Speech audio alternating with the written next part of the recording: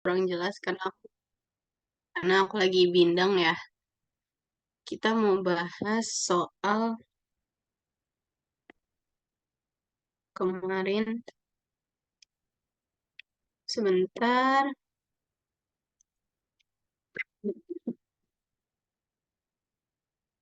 Oke, semoga sudah terlihat. Aku cek sih udah ya. Bentar. Oke. Kita akan bahas TO yang udah teman-teman kerjain pekan lalu. Karena ini PM maaf PBM, jadi memang dia teksnya lebih sedikit ya dibanding kemarin PPU itu banyak sekali teksnya. Tapi tetap kita harus teliti saat mengerjakan. Oh ya ini maaf kalau aku nunduk-nunduk karena tabnya ada di bawah. Oke, nomor satu, pertanyaannya adalah pernyataan yang sesuai dengan isi bacaan di atas. Ini sekilas sudah aku baca tadi. Ini tentang Soeharto yang akan menindak tegas suatu media yang dia anggap itu mengeruhkan situasi, mengadu domba, bahkan mengganggu stabilitas politik dan nasional. Nah, ternyata ketika kita baca hingga ke paragraf 2, 3, dan seterusnya, media yang dimaksud adalah media Tempo. Ini mungkin aku tandai ya, karena ketika ada pernyataan seperti ini nih, maaf, jawabannya ada dua menurut aku di sini, tapi mungkin kita bahas satu-satu ya. Ini yang nomor satu yang A. Jakarta geger karena Soeharto dalam pidatonya akan membredel majalah Tempo. Di sini ada pernyataannya memang. Jakarta geger karena pidato Soeharto ini ada ya. Jakarta geger. Tetapi untuk pernyataan akan membredel majalah Tempo, eh, di dalam teks ini itu dinyatakan itu secara tersirat. Tersirat itu berarti sesuatu yang sebenarnya tidak ditulis secara langsung. Kalau tersurat itu langsung ada di teksnya. Nah, karena tidak jelas kalau yang disebut itu tempo, kita tahu yang disebut tempo memang, tapi itu karena si Fikri nih ada namanya. Fikri Jufri, wakil pemimpin redaksi majalah Tempo. Nah, dia tahu ketika Soeharto bilang akan menindak tegas, oh dia merasa, oh kayaknya yang diomong ini media massa saya nih. Karena Tempo memang sudah pernah ada kasus sebelumnya. Tapi untuk pernyataan di teksnya sendiri, tidak secara serta-merta ditulis bahwa akan membredel majalah Tempo secara langsung. Jadi yang A ini kurang tepat karena pernyataannya tidak ditulis secara tersurat seperti itu gitu. Kalau yang B, baru nih ini ditulis secara tersurat. Ada di kalimat sebelumnya nih, kalimat 11. Sebelumnya Tempo sudah pernah dibredel pemerintah pada 1982. Pemberedelan ini dilakukan oleh Menteri Penerangan Ali Murtopo melalui Departemen Penerangan. Nah, untuk B berarti kan benar ya. Tahun 1982 pemerintah mengutus Menteri Penerangan Ali Murtopo melalui Departemen Penerangan untuk membredel majalah Tempo. Tetapi nah, kalau yang C ini kita kita keep dulu yang B karena bisa jadi benar, tapi kita lihat lagi pilihan-pilihan yang lain. Untuk yang C tahun 1994 Tempo berulah lagi seperti pada tahun 1982 karena keberaniannya mengkritik Tempo. Kalau ini seperti yang tadi aku bilang itu pernyataan secara tersirat, sesuatu yang tidak ditulis secara langsung di teksnya. Ketika ada soal seperti ini, pernyataan berikut, lebih baik kita cari yang tersurat secara lebih dulu gitu. Yang benar-benar memang sudah ditulis jelas seperti itu di teksnya. Nah, karena ini secara tersirat, jadi kita skip dulu ya. Kemudian yang D, karena memberitakan pembelian kapal perang ex Jerman Timur, Tempo mendapat ancaman ini lagi-lagi tersirat ya. Jadi kita bisa, memang benar, kita bisa menyimpulkan seperti itu. Tapi itu karena kita sudah baca nih semua teksnya. Tetapi secara kalimat tidak dinyatakan langsung seperti itu gitu. Jadi yang sesuai, sekiranya sesuai ini menurut aku ada dua, yang B dan E. Karena Yang ini Soeharto menganggap media Tempo adalah gangguan untuk stabilitas politik dan nasional di Indonesia. Ini jelas ya, ada di kalimat pertama. Ada pers yang mengeruhkan situasi dan mengadu domba. Ini aku kasih highlight jauh ya. Ada pers yang mengadu domba, ini gangguan pada stabilitas politik dan nasional. Nah, terus gimana Kak kalau misalnya jawabannya ada dua seperti itu? Kan tadi sepertinya yang B benar, yang E juga benar. Nah, balik lagi seperti kemarin aku bilang, ketika ada teks seperti ini, kita harus tahu gagasan utamanya yang mana. Nah, ketika sudah dibaca, ternyata gagasan utamanya itu ada di kalimat satu. Ini adalah gagasan utama. Jadi, untuk apa ya, paling amannya gitu ya bahasanya. Paling amannya adalah ketika ada dua jawaban yang benar, sesuai pernyataannya dan sudah ditulis secara tersurat. Jadi benar-benar teksnya itu udah ada nih di wacana tersebut, bukan karena kita simpulkan sendiri.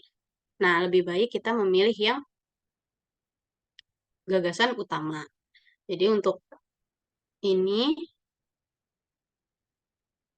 karena ada dua, tapi yang paling tepat adalah yang E, karena sesuai, yang aku kasih catatan sesuai dengan gagasan utama pada teks di atas. Itu ya, jadi ketika ada dua pilihan, biasanya yang paling aman itu yang mana gagasan utamanya dulu gitu. Oke, berikutnya. Nah, untuk judul. Nah, judul ini kan sebenarnya agak tricky ya. Kalau judul tuh sepertinya semua judulnya juga bisa benar gitu. Tetapi kalau catatan dari aku, biasanya memang kalau seperti ini kan judul berita ya. Kalau dilihat secara sekilas ini adalah judul berita. Bentar, ini aku hapus dulu. Ini adalah judul berita. Nah, berita itu biasanya ada kekhasannya sendiri. Berita itu, dia itu tidak terlalu formal, tapi juga bukan bahasa santai gitu. Dan biasanya memang cenderung kalau kita suka lihat berita di buka-buka di internet gitu ya, suka pakai titik dua karena untuk apa ya, supaya lebih menarik aja gitu. Nah, kalau kayak gini kita cari ke judul, kita telah dulu karena ini ada teks berita, kita cari yang sekiranya oh ini tidak terlalu formal, gaya selingkung penulisannya, tetapi tidak terlalu santai juga nih gitu. Kalau yang A, pemerintah mengincar majalah Tempo, ini kayaknya serius banget gitu. Terus seperti yang dibilang, sebenarnya kan itu tuh secara tersirat ya. Jadi kita skip dulu nih yang A. Terus yang B, pemberedelan majalah Tempo. Ini nggak cuma ngomongin pemberedelan ya. Jadi di sini ada juga dia ngomongin soal Soeharto nih mengkritik, Soeharto nih merasa tidak seharusnya seperti itu. Jadi bukan hanya soal pemberedelan. Terus yang C, menurut aku nih yang paling tepat tuh yang C. Kenapa? Karena berita itu salah satu ciri khasnya adalah dia harus memiliki judul yang menarik, yang sekiranya orang akan, oh apa nih, pengen ngeklik, pengen baca gitu. Kalau misalnya yang D, sejarah majalah Tempo di masa Orde Baru, tidak tidak mencakup, maksudnya sejarah itu kan luas. Sementara di teks berita ini tuh hanya tahun 94 dan 82, jadi aku rasa kurang tepat ya, karena dia tidak mencakup seluruh sejarahnya. Kalau majalah Tempo versus pemerintah, ini bisa jadi, tapi ketika kita bandingkan dengan yang C itu tadi, oh ini paling apa ya bahasanya, paling menarik, kemudian paling mencakup isi dari teks yang ada di samping ini. Jadi jawabannya adalah yang ini, Majalah Tempo keberaniannya melawan pemerintah. Karena kalau teman-teman sadar nih, beberapa teks berita di internet juga banyak seperti itu ya, pakai titik dua. Karena untuk eh, menegaskan apa yang sedang dibahas gitu. Oke. Untuk yang berikutnya, nomor tiga, kata yang tepat untuk melengkapi kalimat ketiga. Ini nanti mungkin aku tanya teman-teman untuk yang kata baku aja ya. Sisanya mungkin aku bahas aja supaya lebih cepat di akunya. Oke, kalimat ketiga itu ada nih yang di titik-titik nih. Elipsis nih, titik tiga ya. Kalau tak bisa titik, titik, titik, akan kita ambil tindakan yang sekiranya paling tepat untuk melengkapi itu apa. Nah, kalau menurut aku nih ada kata kuncinya nih. Aku tambahin nih, kata kunci untuk pertanyaan nomor 3. Oke. Nih, karena di sini ada pernyataan, dan ketika diincar Soeharto, tentu media tidak akan bernasib baik. Ada kata-kata diincar. Jadi di situ tuh, eh, maksudnya kita sebagai orang Indonesia kan sebenarnya sudah tahu ya sejarah Soeharto itu, apa dia sikapnya seperti apa. Terus pokoknya dia kita apal deh dia kalau sama soal media-media itu memang dia anti kritik biasanya. Nah, untuk itu bisa dijadikan kata kunci. Kita bisa menelaah bahwa oh Soeharto ini memang orangnya itu agak keras kalau soal seperti itu, soal yang begini-begini nih, yang dimana dia ikut tersinggung terus nama dia jadi tercoreng jadi buruk gitu kan. Ditambah lagi ada kata-kata tuh kata-katanya tuh diincar gitu, diincar Soeharto gitu, diincar Soeharto. Jadi seolah-olah memang Soeharto itu kalau soal ginian gak main-main loh teman-teman gitu. Jadi menurut aku dari situ kita bisa sekiranya menyimpulkan berarti Soeharto itu karena dia apa punya sifat yang tegas, berarti sekiranya kalau misalnya sekedar diberitahu kayaknya bukan deh gitu. Karena di sini saja dia sudah bahasanya tuh ada pers yang mengeruhkan situasi dan mengadu domba. Wah, kalimatnya tuh tegas sekali gitu ya. Terus untuk dinegosiasi, sepertinya tidak, karena kan sebelumnya di tahun sebelumnya sudah pernah ada kasus juga. Jadi ini kedua kalinya Tempo ditegur gitu ya. Jadi sepertinya udah nggak bisa nih dinegosiasi, dianggapnya gitu. Lalu dibicarakan dan didiskusikan. Ya, seperti kita tahu ya, sifatnya beliau itu sepertinya agak kurang untuk open discussion. Jadi menurut aku ada kata kuncinya tuh di situ. Diincar Soeharto. Berarti memang Soeharto itu ketika ingin memberitahu sesuatu, tidak hanya memberitahu, tapi dia memperingatkan. Jadi yang paling tepat itu adalah ini ya, diperingatkan. Karena memang dia keras kan. Kita sebagai orang Indonesia tahu sejarah lah. Dia kalau soal kayak gitu-gitu memang menindaknya itu secara keras. Jadi kalau tak bisa diperingatkan, akan kita ambil tindakan gitu. Oke, terus yang nomor 4. Penulisan tanda koma yang tepat. Nah, ini nih tanda koma. Wah, pekan lalu kita udah belajar ya. Kita ingat-ingat lagi. Coba yang kalimat 3. Menghilangkan tanda koma setelah kata tindakan. Kalimat 3. Nih ya, nih aku zoom. Kalau tak bisa diperingatkan, akan kita ambil tindakan, dihilangkan komanya. Nggak bisa dihilangin ya teman-teman, karena ketika di berita itu ada kutipan langsung, memang cara penulisannya adalah dengan tanda petik, lalu ada kalimatnya, ini ada kalimatnya. Kalau itu kalimat belum selesai, diikuti dengan koma. Koma. Kenapa koma? Karena cara bacanya adalah, kalau tak bisa diperingatkan, akan kita ambil tindakan, kata Soeharto pada 9 Juni 1994. Jadi memang titiknya di akhir karena dia ada setelah kata tindakan itu kata Soeharto itu merupakan keterangan yang dimana berarti kalimat itu belum selesai. Apalagi ini petikan langsung. Memang kalau petikan langsung itu ciri khasnya seperti itu. Ada petik dua, lalu ketika kalimat petikannya itu sudah selesai diikuti dengan koma, baru ada keterangan siapa yang berbicara. Jadi untuk ini menghilangkan tanda koma setelah kata tindakan itu tidak bisa ya. Ya, tulis tidak boleh.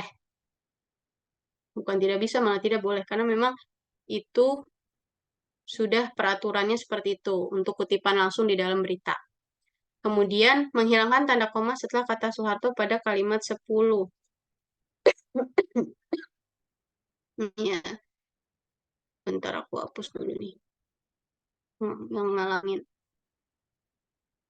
Nih, kata dia, hilangkan tanda koma setelah kata Soeharto.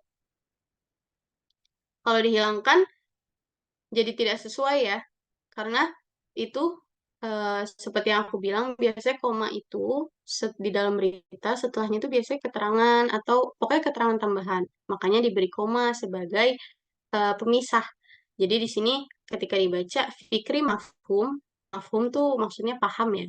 Fikri paham bahwa yang dimaksud Soeharto saat itu adalah Tempo. Dan ketika diincar Soeharto, tentu media tidak akan bernasib baik. Jadi ini juga tidak tepat. Jangan dihilangkan, itu sudah benar. Tidak tepat. Oke.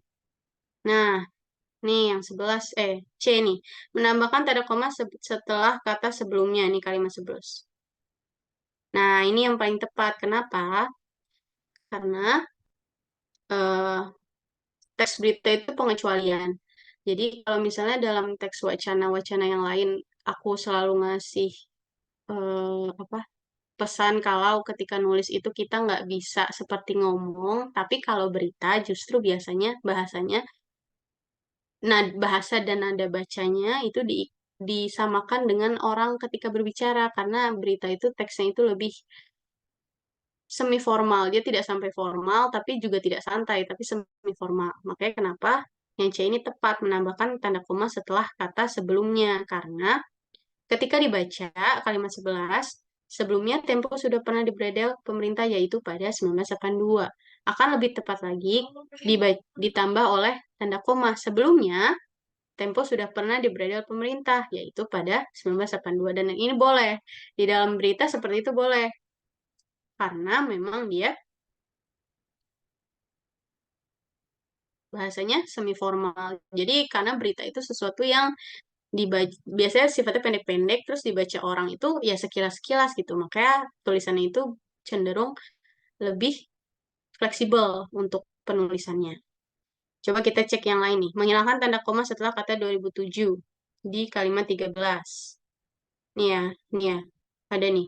Secara normatif seperti dicatat dalam bla bla bla 2007. Nah, ini juga koma. Kenapa ada koma? Karena ini adalah keterangan tambahan untuk memisahkan antara judul yang dia sebutkan di dalam teks nih, ada judul buku ya. Dia tambahkan tahun, lalu ada keterangannya. Keterangan dalam surat keputusan bla bla bla bla hanya menyebut bla bla bla gitu. Jadi memang itu udah tepat, jadi jangan dihilangkan. Karena setelah menulis, ketika kita mencantumkan nama penulis, nama karyanya, dan tahunnya, selalu tambahkan dengan koma. Untuk lalu mengganti tanda pisah dengan tanda koma setelah tempo. Ini enggak ya. Jadi gini, tanda pisah itu biasa digunakan sebagai sampai dengan atau itu tadi, dia adalah keterangan tambahan. Jadi, untuk kalimat 10 sudah tepat pakai tanda pisah karena sebenarnya kalau kalimat 10 itu cuma sekadar fikri mafhum yang dimaksud Soeharto saat itu adalah tempo. Titik itu sudah bisa. Itu sudah apa namanya? Mewakili apa yang ingin disampaikan di gagasan kalimat terakhir itu. Tetapi karena ini berita lagi-lagi semi formal dia Pak nambahin nih keterangan-keterangan tambahan yang dimana dipisahkan dengan tanda pisah karena ini tanda pisah itu memang untuk apa bahasanya? Memang untuk menjelaskan keterangan tambahan. Nah, untuk yang 5 ini aku garis bawahi karena di jawabannya ini untuk B sampai E sama ya semua. Maksudnya tulisannya sama semua nggak ada yang beda. Tapi nggak apa-apa kita bahas. Tadi kan di dalam teks itu dia menyebutkan suatu karya seseorang. Karyanya Janet Steele. Bukunya itu Wars Within, Pergulatan Tempo Majalah Berita Sejak Zaman Orde Baru. Nah ini cara, walaupun menurut aku ini nggak ada jawabannya karena ini sepertinya waktu itu lupa diperbaiki, jadi ini italik semua ya, nggak ada bedanya. Yang paling benar adalah ketika kita mengutip itu, yang perlu ditulis miring cuma karyanya ya, teman-teman. Jadi untuk ini nih aku kasih catatan nih, nama penulis itu tidak perlu miring. Jadi Janetnya biasa aja, nggak perlu pakai huruf miring. Dalam juga nggak perlu pakai huruf miring. Baru nih judul bukunya ditulis miring, gitu ya. Nah, terus ini kalimat yang penulisannya tidak tepat. Nah, ini aku sudah cek untuk kalimat kita walaupun aku udah cek kita lihat deh. Dia itu urutannya 54321. Karena menurut aku yang paling tidak tepat itu kalimat 5, tapi kita lihat dulu dari 4321 ya. Nih, kalimat 4. Omongan Soeharto itu melanjutkan pidatonya soal pembelian kapal perang bekas armada Jerman Timur.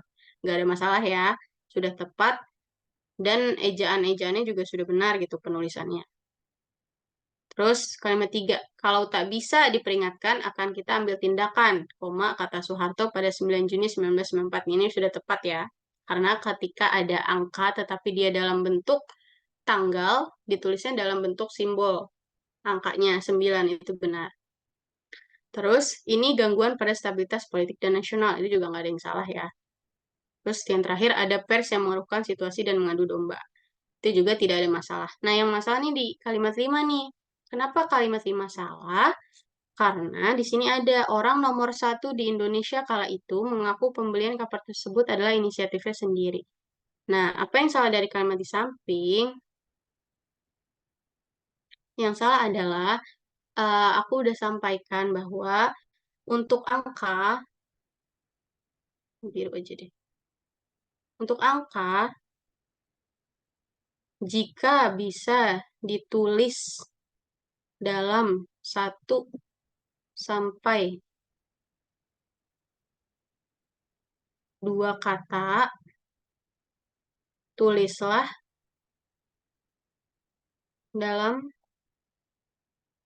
huruf atau secara Latinnya. Kalau sudah lebih dari dua kata, tulis angkanya. Berlaku kecuali pada tanggal ya. Oke, Mama geser dulu.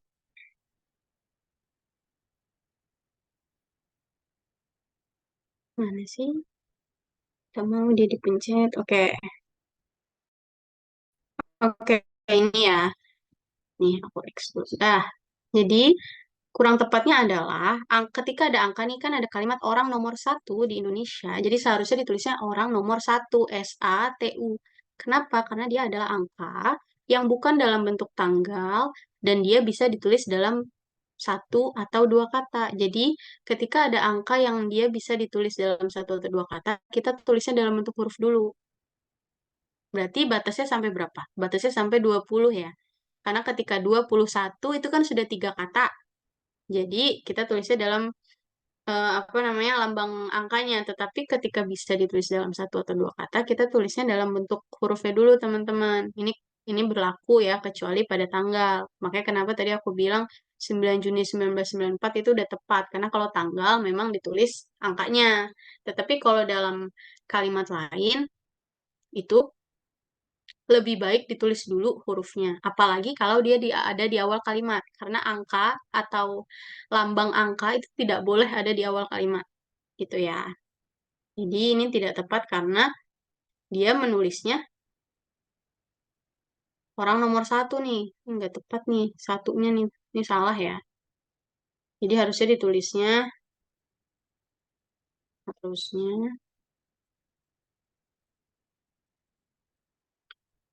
orang nomor satu gitu ya. Jadi ditulis SATU. Jangan langsung angkanya, karena dia masih bisa ditulis dalam satu atau dua kata, gitu. Jadi ini jawabannya adalah kan yang penulisannya tidak tepat ya. Tidak tepat itu A. Oke.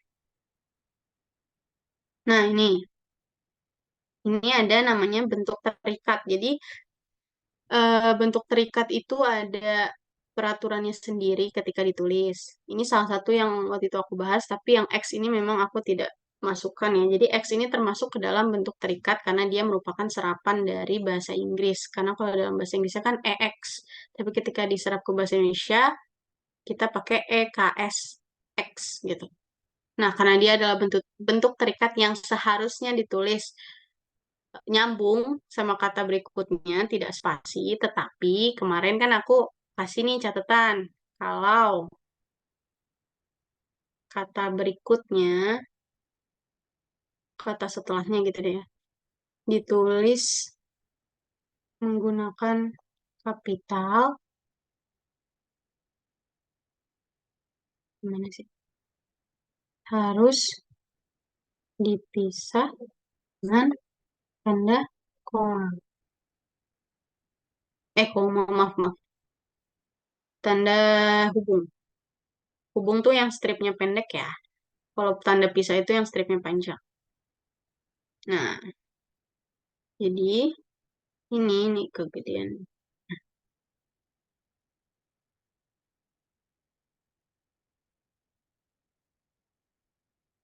Bentar. Karena X adalah bentuk terikat.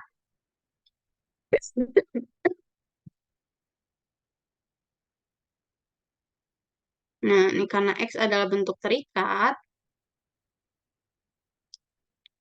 sini deh di samain. Karena X adalah bentuk terikat, seharusnya digabung, tetapi ketika kata setelahnya ditulis menggunakan kapital, berarti harus dipisahkan dengan tanda hubung atau step 1. Jadi ketika ada tulisan X Jerman Timur, tidak hanya di spasi, tetapi harus dipisahkan dengan strip 1, yaitu yang D. Ya, bentar.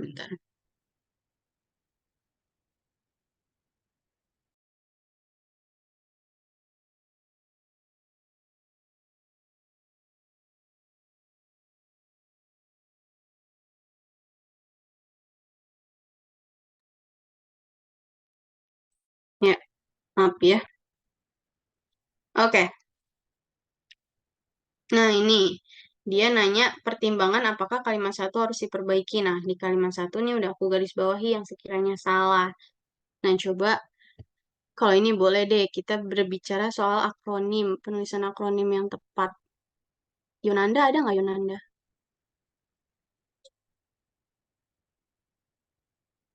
Atau Gaitsa? Atau Yusron? Ada yang bisa on mic sebentar?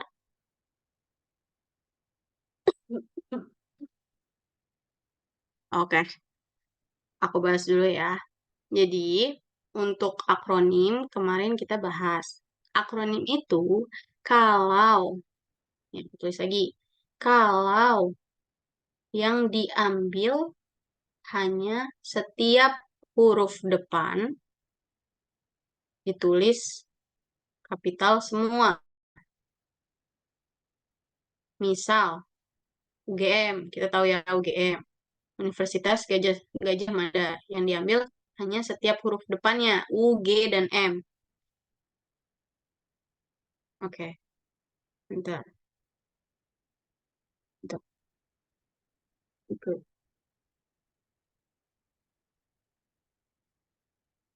Gini ya, jadi kalau yang diambil hanya setiap huruf depannya ditulis kapital semua, misalnya UGM. Tapi kan di sini yang diambil itu dia nggak cuma setiap huruf depannya, Himpunan Peritel dan Penyewa Pusat Belanja Indonesia.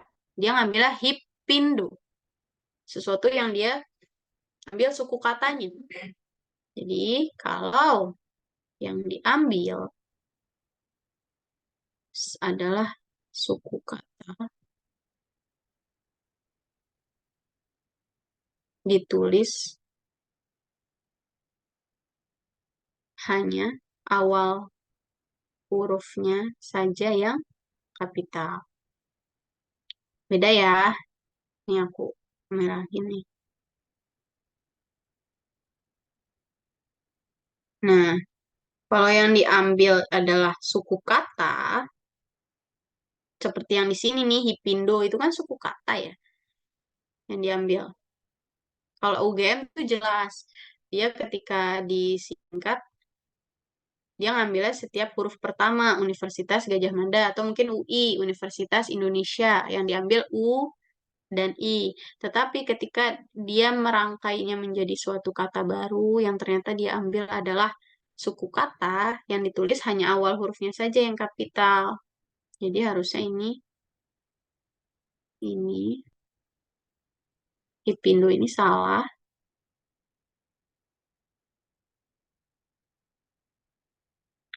Contohnya, Hipindo. Jadi Hipindo itu penulisan yang benar adalah hanya saja yang besar. Sisanya huruf kecil. Berarti jawabannya adalah yang B. Kenapa bukan yang D? Karena kalau ada akronim, akronim itu ditandai dengan tanda kurung, bukan petik dua. Kalau petik dua itu untuk judul, misalnya judul, biasanya petik dua itu judul artikel dalam sebuah buku. Kalau judul buku itu ditulis huruf miring, tetapi kalau itu judul artikel atau judul subjudul dari buku itu baru ditulis pakai petik, yang kayak gitu ya. Jadi ini yang paling tepat adalah yang B. Oke. Nah, ini kata yang tidak baku udah aku tulis nih beberapa katanya dalam kalimat di teks itu. Jadi, ketika aku lihat kata-katanya tuh adalah ini. Jadi, ini kenapa aku merahin? Karena dia berulang yang ditanya katanya. Tapi nggak apa-apa. Jadi gini, tren apakah sudah baku? Sudah ya. Ya, tuh gini nih. Teks baru deh. Sudah. Jadi penulisan tren itu memang pakai E, tetapi tidak perlu pakai D. Kan kalau dalam bahasa Inggris itu TREND gitu ya. Tetapi kalau dalam bahasa Indonesia ketika sudah diserap itu tulisannya TREN saja. Lalu, nah ini nih, kesebut dua, ada kata-kata ini kesebut dua kali nih. Jadi ada tren dua kali tadi ya, di pilihan A, terus di pilihan E juga tren, terus di pilihan mall itu dua kali juga nih, di B dan D. Tapi nggak apa-apa kita bahas. Jadi gini, ini kayaknya mungkin ada kesalahan di teksnya ya. Karena mall itu kalau dalam bahasa Indonesia itu tidak baku. Karena mall yang dengan huruf L-nya dua itu adalah ejaan bahasa Inggris. Ketika sudah menjadi bahasa Indonesia, yang bakunya adalah mall. Pakai L-nya satu aja teman-teman. Jadi ini, nah ini aku kasih ya. Jadi dia nanya, jadi kan pertanyaannya mana kata yang sudah ditulis dengan tepat. Nah, aku udah lihat nih kata-kata dalam kalimat yang disebutkan ini keulang-ulang dua kali. Tren mall. Nah, yang satu lagi adalah penasehat. Bentar, ini aku copy aja.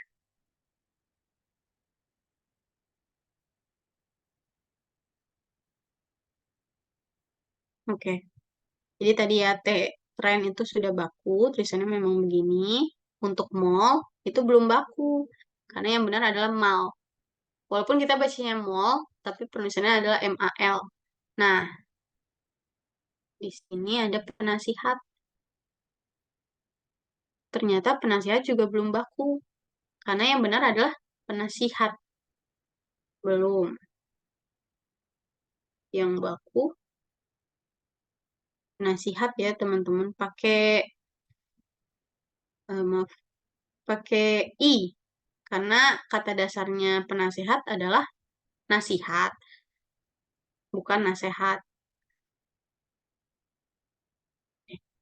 Terlalu panjang. Nah, bakunya adalah penasihat. Nah, karena ini keulangnya dua kali ya. Dia ada mall dua kali, terus ada tren dua kali nih, makanya aku tandain untuk nomor ini. Sebenarnya kan berarti yang salah ada dua nih, karena pertanyaan dia kata tidak baku itu yang mana? Ya kan yang tidak baku ada dua nih, untuk mall dan penasihat. Tetapi karena di pilihan ini mallnya kepilih dua, maksudnya muncul dua kali, jadi aku pilihnya yang penasihat aja ya, jadi yang C. Karena di sini mallnya ada di pilihan B, ada juga di pilihan D. Jadi kita cari yang pilihannya cuma ada satu gitu. Jadi ini ya. Tapi nggak apa-apa, ini untuk pengetahuan teman-teman juga kalau di sini ya makanya aku tulis satu-satu yang baku seperti apa. Untuk penulisan mall, tren, dan penasihat. Lalu untuk kalimat 6 nih, ada yang dicetak tebal nih aku hijauin. Chief Executive Officer. Oke, ini catatannya adalah ketika ada bahasa asing, contohnya bahasa Inggris, ditulis huruf miring. Kecuali adalah sebuah merek atau eh, apa ya? Apa ya nama lain merek tuh ya? Bentar. Merek tuh kecuali sebuah merek atau apa ya? Penanda deh, penanda. Maksudnya apa Kak? Terus, ini aku nulis bener apa enggak nih? Kan nggak kelihatan tuh. Oke, di aku tulis di nggak ada space ya.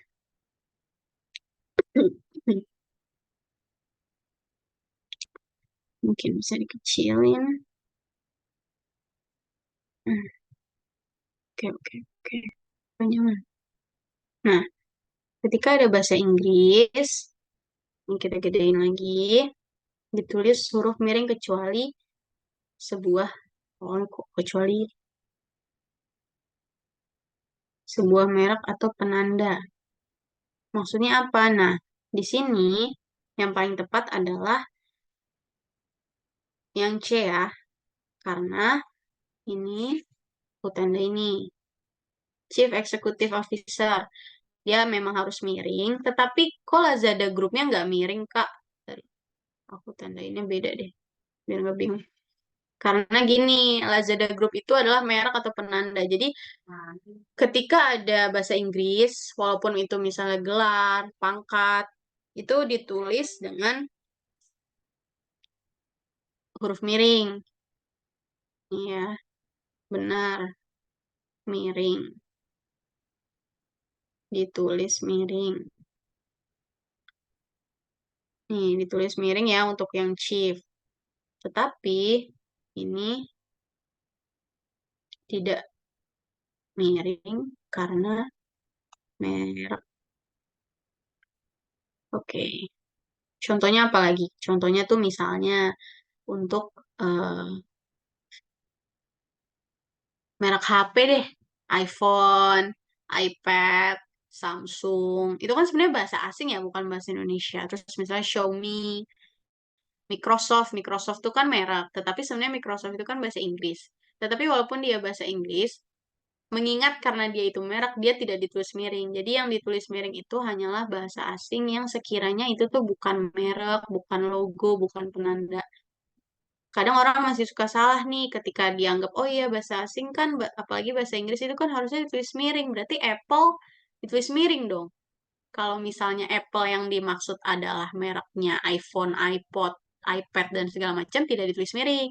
Tetapi kalau yang Apple yang dimaksud adalah buah apel, baru ditulisnya miring. Jadi itu ya, kalau misalnya dia adalah merek atau logo, itu tidak ditulis miring.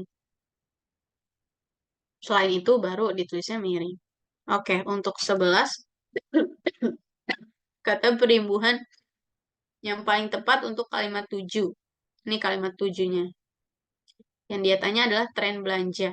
Ini yang sisanya sudah aku silang karena membelanjakan itu adalah kata kerja. Sedangkan tren belanja di sini ini adalah sebagai kata benda ya. Jadi membelanjakan itu kan sebenarnya kata kerja. Terus dibelanjakan juga. Membelanjakan itu eh, dan dibelanjakan itu sifatnya sama-sama kata kerja. Bedanya yang satu itu untuk subjek, yang satu untuk objek. Begitu juga dengan kalau pembelanja itu masih kurang tepat. Karena pembelanja itu berarti pelakunya.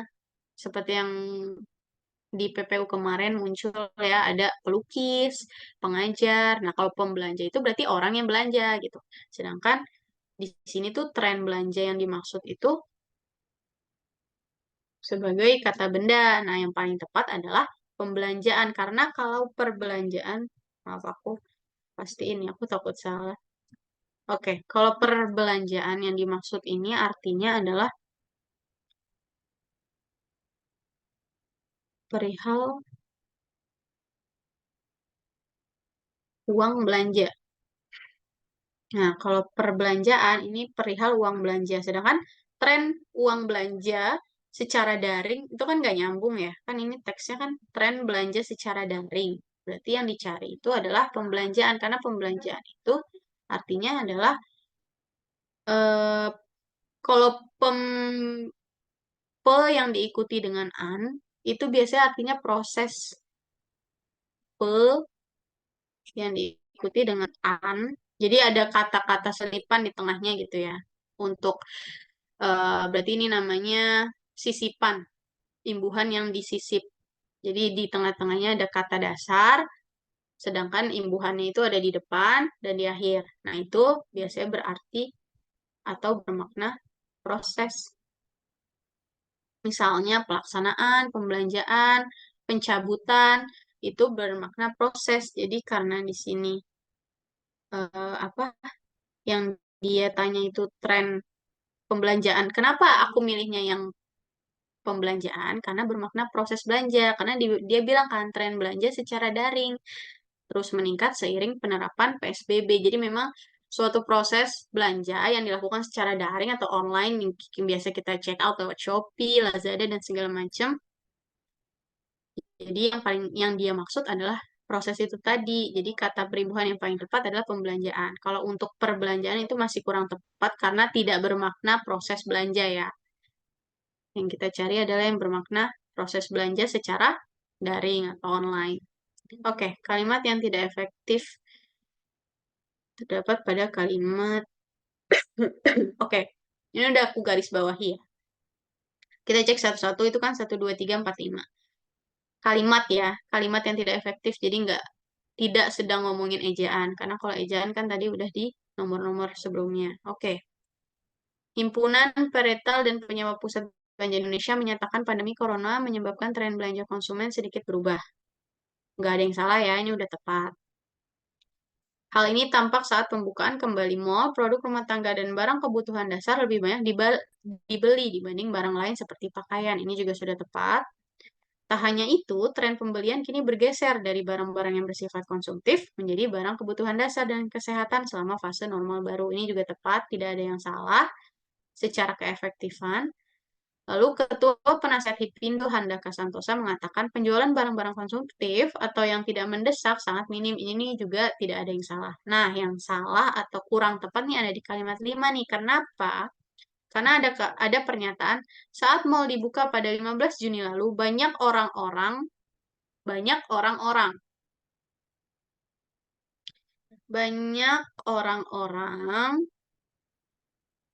Oke, jadi ini salah satu yang harus diingat ketika sudah ada keterangan banyak, orangnya tidak perlu dua kali karena orang-orang atau itu kan berarti kata berulang ya. Orang-orang, terus apa lagi misalnya dan lain-lain gitu, itu tuh menunjukkan berarti orangnya lebih dari satu.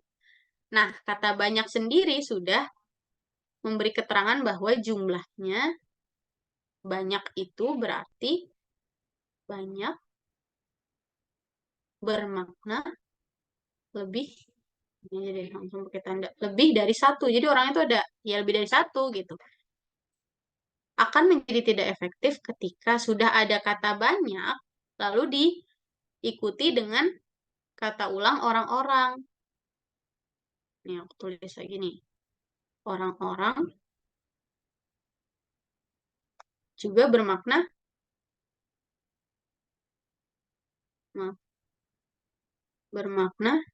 lebih dari satu. Jadi dua kali gitu. Kenapa ini tidak efektif? Karena sama menjadi dua kali. Jadi pemborosan atau istilahnya kalau dalam bahasa Indonesia itu lewah gitu. Boros. Jadi yang benar adalah banyak yang tepat itu ketika sudah pakai kata banyak, orangnya cukup satu aja, satu kali aja. Atau terserah, misalnya mau dihapus kata banyaknya atau orangnya. Berarti yang tepat itu banyak orang atau orang-orang saja. Jangan digunakan dua-duanya menjadi berlebihan. Orang-orang gitu ya. Jadi jangan dua kali.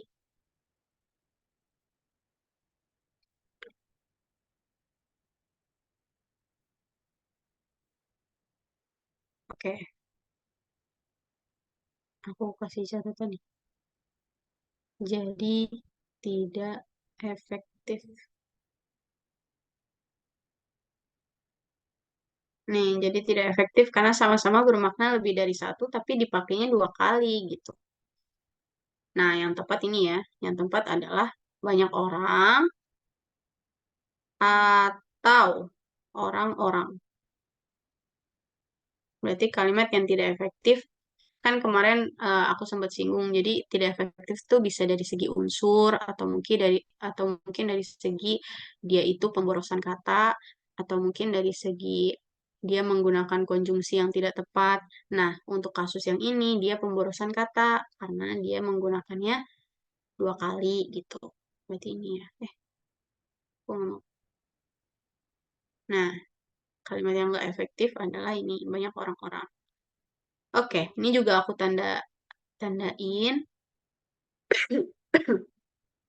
Ini juga aku tandain kotak karena ini yang tidak baku tuh ada dua. Tapi nggak apa-apa. Kalau dari kajinya sih yang C ya. Tapi ini mungkin typo kali ya. Atau saltik salah ketik. Nah untuk ini nih, daring itu kan sudah tepat. Itu malah sudah paling bagus lah daring. Karena sudah diserap jadi bahasa Indonesia. Karena kan aslinya online. Untuk tren,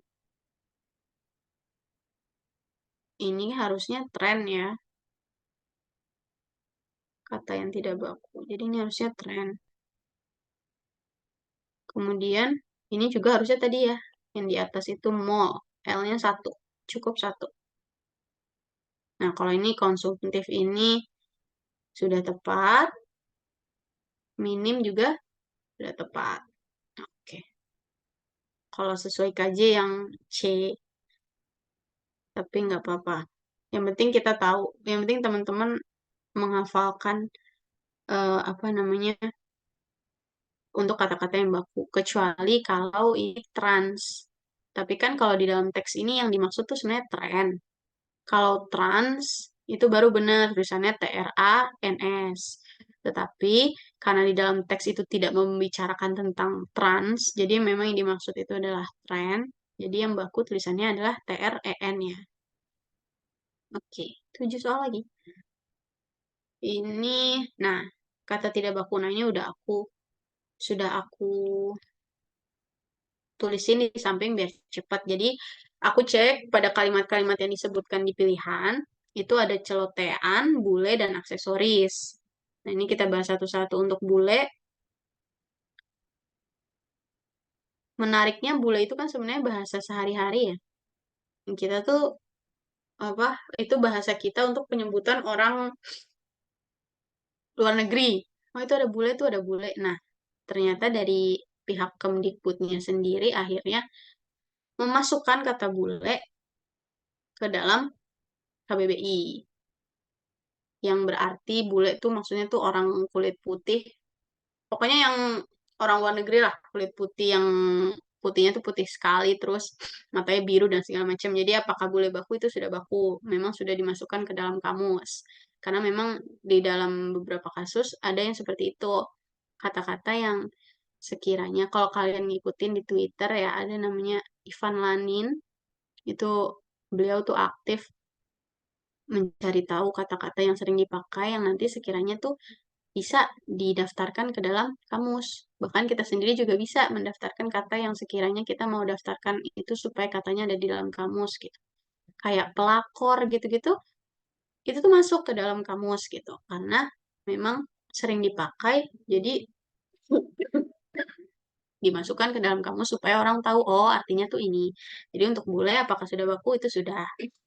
Lalu aksesoris. Ini juga sama ya, sudah baku ya. Tulisannya memang aksesoris. Ini serapan dari bahasa Inggris, bedanya cuma di bagian kalau bahasa Indonesia jadi huruf K, aksesoris. Kalau bahasa Inggris kan pakai C ya. Nah, ini nih celotean nih. Kalau celotean itu kan sepertinya yang dimaksud itu kan celoteh. Celoteh ya, dari kata dasar celoteh. Nah, harusnya yang benar itu penulisannya adalah celotehan. Ada haknya ya, karena orang berceloteh, bukan bercelote, jadi ada haknya. Jadi ketika kita lihat suatu kata itu, memang kita harus tahu dulu kata dasarnya itu apa sih. Oh, ternyata kata dasarnya celoteh. Nah, kata dasar celoteh ini ditambahkan dengan ini ya, apa bahasanya? Imbuhan di akhir yaitu an. Tetapi jangan dihilangkan haknya, karena kalau kata dasar itu tidak boleh diubah-ubah bentuknya ya. Kalau memang kata dasarnya bentuknya sudah seperti itu, ketika disisipkan dengan imbuhan, baik itu di awal, di akhir, maupun di tengah, kata dasarnya tidak boleh berubah. Gitu. Jadi yang benar adalah celotehan. Jadi dia tidak yang tidak baku ya, yang celotehan. Oke. Nah, ini pada jadi yang dia tanya itu antar kedua benua. Pada kalimat 9 tuh yang dia pertanyakan kata antar kedua benua. Apakah penulisannya sudah benar? Oke, ini kemarin udah pernah dibahas juga kalau antar itu, bentar, oke biru deh. Antar adalah bentuk terikat.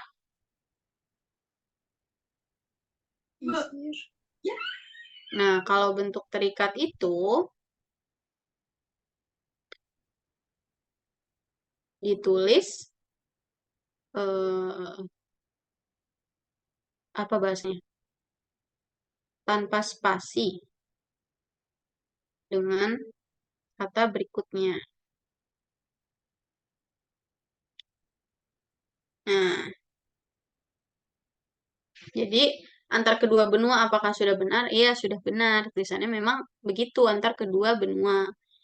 Biasanya orang tuh suka salah tuh untuk antar. Beda sama antara ya. Kalau antara itu dia menunjukkan letak antara. Jadi dia ada di tengah-tengah antara A dan B gitu. Kalau antar itu secara makna itu artinya apa ya? Dalam. Berhubungan antara yang satu dengan yang lain gitu. Jadi ketika ada kata antar kedua benua, nih antar kedua benua, memang karena dia bentuk terikat, ditulisnya tidak boleh dispasi. Misalnya ya, antar jemput, terus apa lagi ya antar tuh? Apa sih antar? Oh bukan, kalau antar jemput dispasi karena dia berdiri sendiri. Oh ya, benar-benar. Jadi kalau bentuk terikat itu, kenapa dia tidak boleh dispasi? Karena berarti ketika dia dispasi, dia tidak ada maknanya sendiri. Nah, untuk untuk kata ini memang tidak jangan dispasi. Karena kalau udah dispasi dia jadi tidak dapat berdiri sendiri gitulah bahasanya. Biasanya tuh antar negara, antar pulau, antar provinsi itu digabung ya. Kecuali itu adalah kata kerja tadi antar jemput. Nah, itu karena itu ada serapannya sebenarnya antar jemput itu kan eh kok itu sih? Antar jemput itu kan dia serapan dari itu loh, drive thru itu loh. Jadi dia sudah begitu bentuknya. Nah, ini sama nih tentang bentuk terikat. Jadi ada kata, pas aku cek di kalimat-kalimat pilihan, ada bentuk terikat, ada dua bentuk. eh, Sekalipun dan maha tahu. Nah, untuk sekalipun ini, kemarin di dalam PPT, dia termasuk ke dalam bentuk terikat yang sudah ditetapkan bahwa penulisannya tidak dispasi. Jadi pun itu sebenarnya adalah apa? Pun tuh kok aku lupa. Pun itu oh iya maaf partikel. Jadi pun partikel itu adalah pun terus apa lagi? Dua itu ya. Paling banyak digunakan tuh itu partikel. Nah, memang sebenarnya partikel itu secara umum ditulisnya terpisah atau di spasi. Tetapi kemarin seperti yang di slide berapa itu aku lupa, ada beberapa bentuk yang sudah ditetapkan bahwa dia penulisannya jangan di spasi. Jadi kita memang harus sering-sering kita yang cari tahu sih, karena kadang itu agak mengecoh ya. Ada kata-kata yang seperti tadi antar itu ada yang di spasi, ada juga yang enggak gitu. Nah, kita harus cari tahu tuh mana yang kira-kira di spasi, mana yang enggak. Tetapi kalau kita udah biasa latihan soal, lama-lama kita apa? Karena Memang kalau misalnya dia nggak dispasi, itu berarti sudah bentuknya tuh maknanya jadi satu. Tetapi kalau dia dispasi, maknanya itu berbeda. Misalnya kayak kemarin ya, satu pun, tidak ada satu pun, sama sekalipun, itu kan beda artinya. Memang kalau satu pun, dispasi satu spasi pun. Karena punnya itu artinya tuh dapat berarti juga gitu ya. Jadi benar-benar nggak ada satu orang pun loh gitu. Tetapi kalau sekalipun dia sudah terikat nih bentuknya, tulisannya jangan dispasi karena dia eh, apa ya? Sebagai biasanya digunakan sebagai penegasan atau sebagai apa nih? Kata penghubung untuk perlawanan. Jadi untuk sekalipun apakah sudah benar tulisannya seperti itu sudah benar. Nah di sini yang eh, di kalimat-kalimat lain nggak ada kecuali yang maha tahu. Nah maha tahu apakah sudah benar. Nah maha ini kan sebenarnya sifat Tuhan ya biasanya kita tahu ya. Maha tuh artinya tuh megah sekali, besar sekali atau pokoknya dia identik dengan Tuhan karena memang itu sesuatu yang besar yang tidak dimiliki oleh manusia gitu. Nah, ketika dia bersifat seperti itu, yang artinya amat sangat. Jadi kalau dalam bahasa Inggris tuh ada tuh gigantic. Kan ada big, ada gigantic ya. Kalau kalian belajar. Nah, kalau itu perbandingannya tuh kira-kira seperti itu. Kalau besar, besar doang. Nah, kalau maha tuh besar sekali gitu. Nah, untuk maha yang besar sekali, eh oke.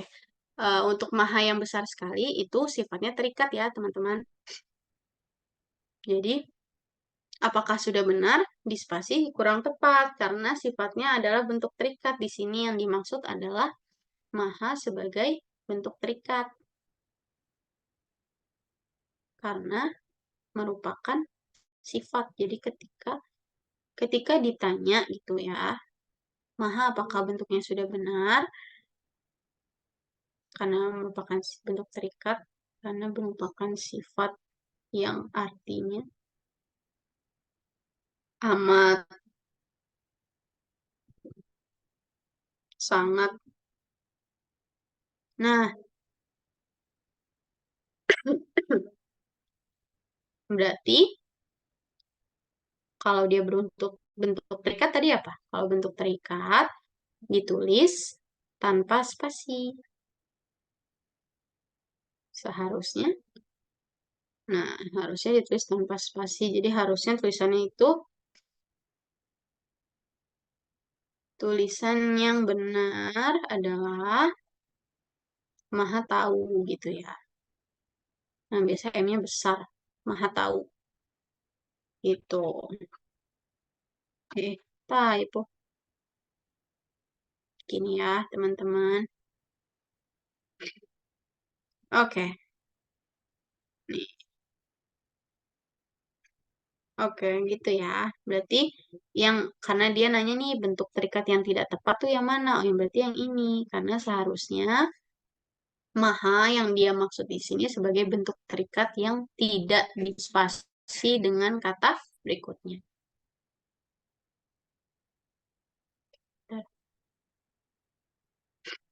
Oke, penulisan kalimat yang tidak mengandung kesalahan kesalahan penulisan. Oke, untuk ini KJ-nya itu di E ya, 12. Tapi aku agak kurang yakin, bukan kurang yakin sih. Jadi coba kita cek. Dia itu pilihannya itu 2, 4, 5, 11, 12 gitu ya. Kalau 2, 4, 5 kita skip aja karena itu udah benar semua. Yang 11, 12 nih. Menurut aku nih ada kesalahan di sini nih. Maaf, semata-mata. Ini kan harusnya dispasi.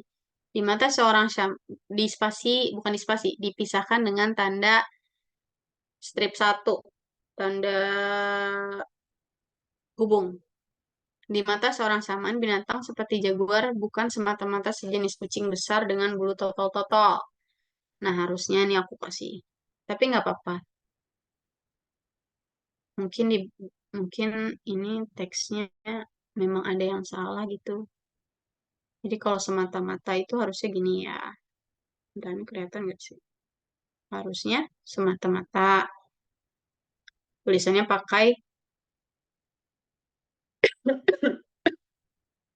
tanda hubung. Tanda hubung tuh yang stripnya pendek ya, teman-teman. Kalau tanda pisah tuh yang stripnya panjang. Oke. Tetapi di kajinya jawabannya adalah yang E. Jadi ini aku tandain aja deh. Yang E. Walaupun sebenarnya aku cenderung ke yang D sih ya. Karena yang E ini justru tadi dia ada salah di bagian maha tahu. Seharusnya jangan. Jadi sebenarnya nggak ada yang ini dong. Nggak ada yang tepat dong ya. Karena banyak kesalahan-kesalahan lain. Tapi nggak apa-apa. Oke.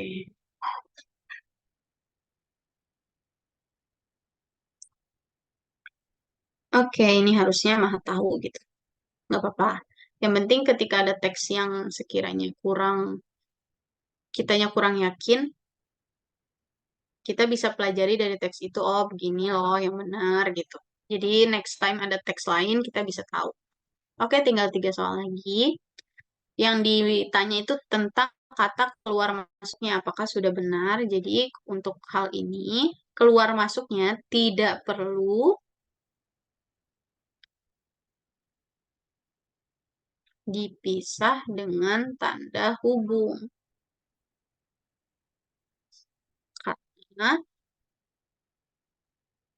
jadi memang ada kata-kata yang dia harus dipisah dengan tanda hubung. Misalnya kupu-kupu, semata-mata, terus apa lagi ya? Tapi kalau ini bolak-balik nih, ada kata bolak-balik ya. Bolak-balik itu nggak perlu dipisah dengan tanda hubung. Tetapi untuk perlu pakai tanda hubung, maaf. Udah mulai liar aku nih. Tetapi untuk keluar masuk itu nggak perlu. Kenapa nggak perlu? Karena masing-masing itu dia punya makna sendiri. Yang kita sekiranya tuh paham loh gitu. Keluar masuk tuh maksudnya apa tuh kita paham. Jadi yang paling tepat adalah yang C ya. Jadi untuk ini keluar masuk itu nggak perlu pakai tanda hubung. Tidak perlu dipisah. Nah, kalau ini gampang ya berdasarkan struktur yang bukan kalimat. Kalau kita lihat dari teks sih, ini ya kalimat 3 ya, beda total. Beda total tuh semuanya keterangan. Kan kayak waktu itu aku bilang kalimat itu minimal banget ya ada subjek dan predikat. Kalau di ini maksudnya kalau kita cek sekilas kita juga bisa lihat kalau di kalimat-kalimat yang lain itu kalimatnya tuh panjang-panjang. Jadi memang bentuknya kalimat. Kalau ini beda total, udah gitu doang. Memang itu bentuknya bukan kalimat. Jadi yang bukan secara struktur yang bukan kalimat adalah beda total. Aku kasih catatan karena hanya berisi keterangan. Sementara suatu kalimat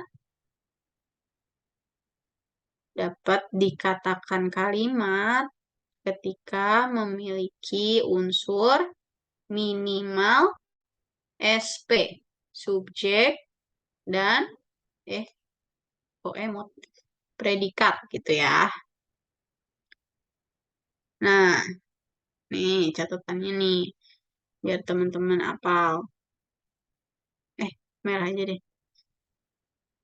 Oke, gede banget sih. Nah, terakhir, ini juga aku tandai. Untuk dikuncinya, jadi pernyataan berikut, alangkah baiknya ketika ada pernyataan itu kita ambil yang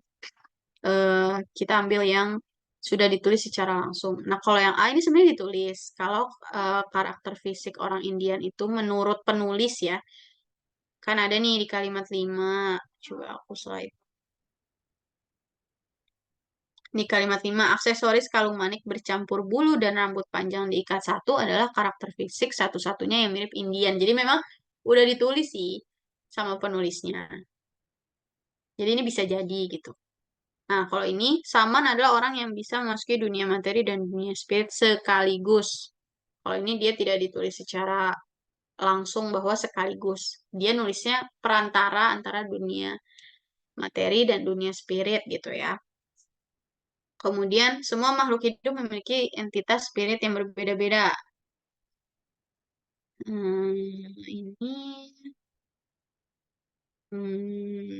kalau ini secara tersirat ya, ini kita konklusikan sendiri gitu. Gitu. Nah, lalu yang D, saat terjadinya chaos, spirit jaguar dapat memandu shaman mencarikan solusi. Kemudian yang E, tugas ular adalah menjaga pintu keluar masuk antara dunia materi dan dunia spirit. Ini kurang tepat. Kalau ini jelas kurang tepat karena di sini itu adalah hanya di kalimat 13 ya. Aku kasih keterangan deh. Cek kalimat 13. Karena di kalimat 13 itu hanya dikatakan bahwa ular itu penjaga dunia spirit saja, bukan dunia materi juga. Kemudian untuk yang ini kurang tepat karena tersirat.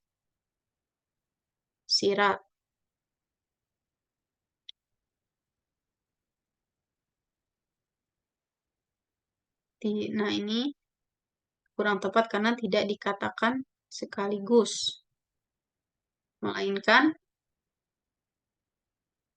perantara. Itu ya. Bentar, tidak dikatakan sekaligus, melainkan perantara. Jadi, kalau teks-teks kayak gini nih, kita harus teliti. Terus kalau ini, jadi menurut aku jawabannya bisa antara A dan D. Karena kalau yang A itu memang ditulis sama penulisnya. Kalau menurut dia, karakter fisik orang Indian itu yang pakai aksesoris kalung manik bercampur bulu dan rambutnya panjang diikat satu. Tapi, eh, kalau kayak tadi ya, kalau ada dua pilihan jawaban tuh, biasanya kita cari gagasannya kan. Nah, karena gagasannya ini tentang shaman, si Hawkeye ini adalah seorang shaman. Shaman tuh kayak dukun mungkin kali ya. Jadi kita pilih yang dia apa namanya bahasanya menyinggung shaman karena gagasan utama teks. Jadi emang kadang kalau dalam pilihan tuh ada dua, kita cek gagasan utamanya yang sekiranya paling mewakili. Karena gagasan utama teks membahas tentang samaan. Jadi ketika ada dua pilihan yang sekiranya benar, kita merujuk kembali pada gagasan utama. Pilihan D menyinggung shaman, sementara B tidak. A, M, bukan B ternyata A.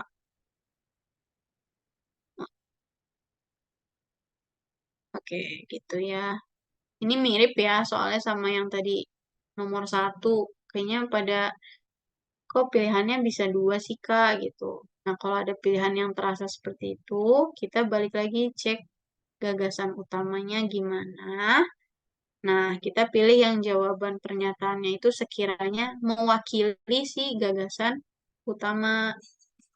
Nih, aku tandain deh, gitu. Nah, itu aja dari aku ya. Bentar, aku cek dulu udah kebahas semua. Oke. Untuk yang aku tandai kotak, itu aku anggap ada kesalahan penulisan ya, salah ketik atau mungkin apa gitu. Karena jawabannya bisa lebih dari dua, yang dimana nggak kayak tadi. Kalau tadi ada yang bisa lebih dari dua, tapi bisa diminimalisir lagi, yang lain bisa dieliminasi. Tetapi kalau yang ini, seperti 13, kemudian 9 gitu ya, itu memang jawabannya ada beberapa. Nah, kalau kayak gitu, nanti mungkin bisa dicek aja dari hasil TO-nya, menurut bimbelnya sendiri yang mana jawabannya. Yang penting ketika dibahas kita bisa tahu untuk pengetahuan kita sendiri, seperti misalnya kata baku tadi, terus bentuk terikat, terus yang efektif seperti apa. Yang penting tuh itu. Jadi kalian dari teks seperti ini, bentar, bisa bisa tahu yang mana yang benar. Walaupun misalnya ternyata pilihannya tuh agak tricky gitu ya. Oke, makasih teman-teman udah datang. Aku aku yakin insya Allah sih sudah jelas ya. Tapi kalau belum jelas, seperti biasa aku tungguin 5 detik deh. Aku tunggu ya. Kalau ada yang mau ditanyakan.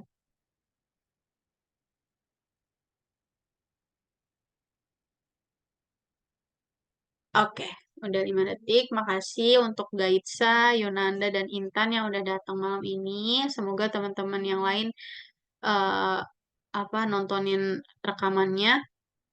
Jadi bisa dipelajari bersama. Untuk Kak Alma gimana? Dari aku udah cukup. Makasih teman-teman. Jangan lupa dipelajari lagi untuk kata-kata baku, bentuk terikat, dan kalimat efektif, karena itu sering muncul. Sehat-sehat semuanya, aku live ya. Dadah.